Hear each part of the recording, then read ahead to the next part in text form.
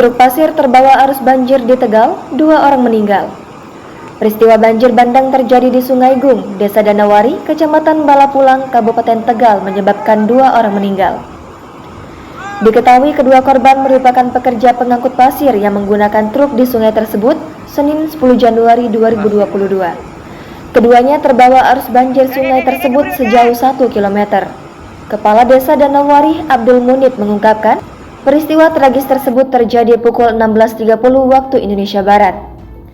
Menurut Munib, sebelum kejadian, terdapat truk yang sedang mengangkut pasir di sungai tersebut.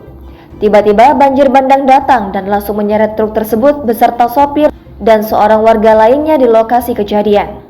Munib mengatakan, truk beserta 2 korban yang meninggal ditemukan sekitar 1 km dari lokasi kejadian, tepatnya di Desa Lebaksiu, Kecamatan Lebaksiu.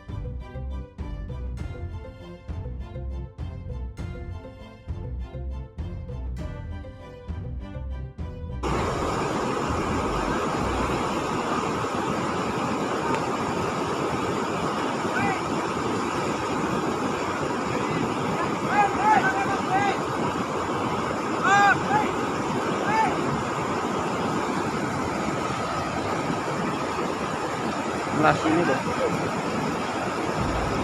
Oke, beri oke.